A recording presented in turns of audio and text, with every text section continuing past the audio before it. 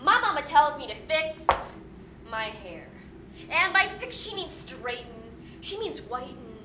But how do you fix this shipwrecked history of hair, the true meaning of stranded, when curls held tight like African cousins in ship bellies?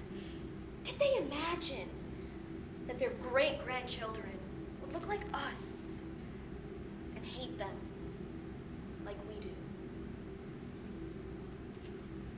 As the great Angela Davis once said, I'm no longer accepting the things I cannot change. Instead, I'm changing the things I cannot accept. As Black women, we've been called messy, unprofessional, unclean, a pack of Skittles, and a bunch of nappy-headed hoes because of our appearance. We're often judged and discriminated against because of our hair, when in reality, our hair is our crown.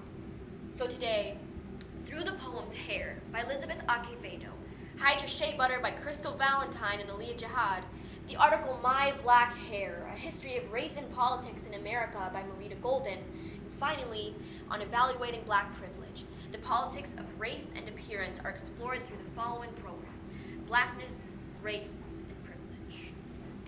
Trying to find ways to erase them out of our skin, iron them out of our hair, this wild tangle of hair that strangles the air. You call them wild curls. I call them breathing. Ancestors spiraling. Can't you see them in this wet hair that waves like hello? And who would have thought that the family kitchen would double as a torture chamber? We often think of the family kitchen as a locus of nourishment, satisfaction, family good times. But for generations of young Black girls everywhere, the kitchen was often associated with pain, fear, tears, and dread.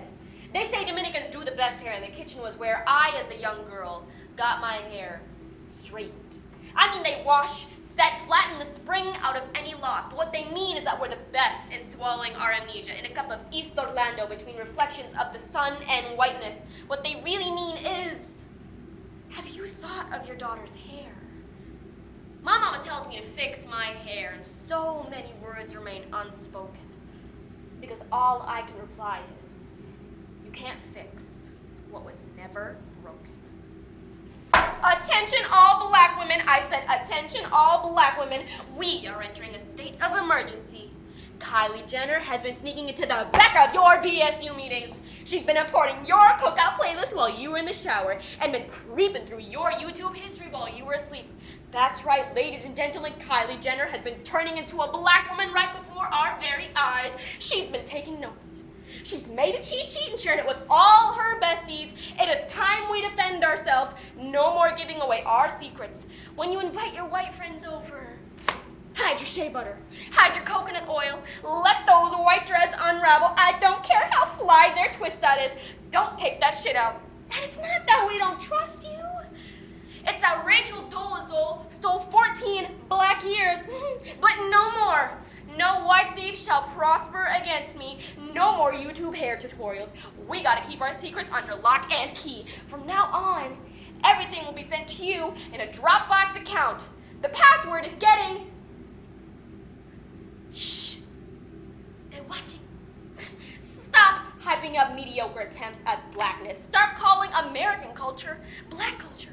And it's not just that you take what we create. It's that it always gets lost in the translation. I say Bantu knot, you give me mini buns. I say cornrows, you give me boxer braids. I say hip hop, you give me Macklemore. I say nay, and you give me Hillary Clinton on Ellen. This has never been a conversation. It's been a messed up game of telephone. It's been your ear pressed to the keyhole at the front door of the function. It's been you cutting my mic and singing a song that I wrote. And it's not that we're mad. It's that y'all really think my black looks better on you. Black privilege. Black privilege is the hung elephant swinging in the room.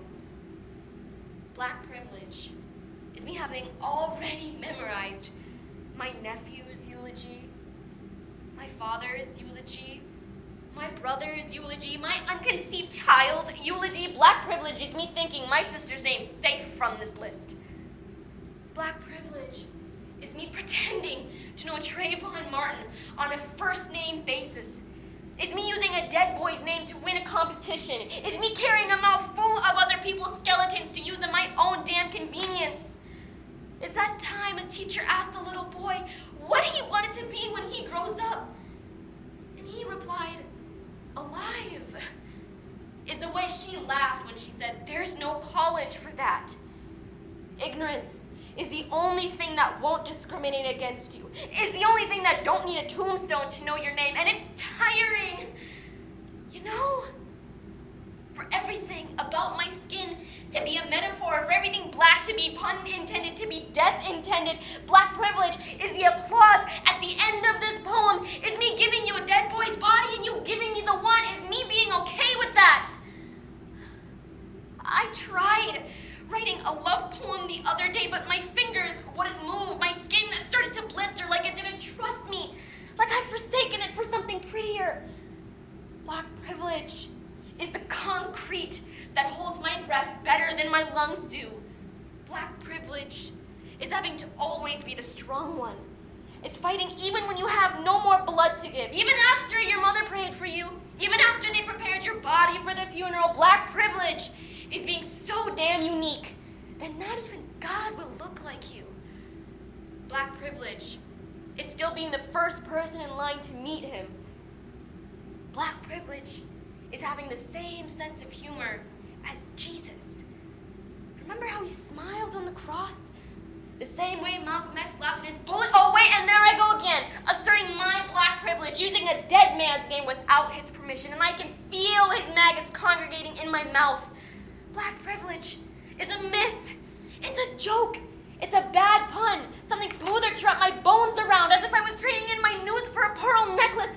Some days, I'm afraid to look in the mirror for fear that a bullet would George Zimmerman its way into my chest while I was asleep. The breath in my mouth is a weapon strong enough to scare an entire courtroom, and I'll be lucky if I'm alive long enough to make it to the stand. For some people, their trials live longer than they do, reminding us that the only thing we're worthy of is our death. Black privilege is knowing that if I die, at least people will show up to the funeral. At least they'll mason jar my mother's tears, and we are judged by the number of people it takes to carry our casket. Black privilege is me thinking it's enough. Is me thinking this poem is enough.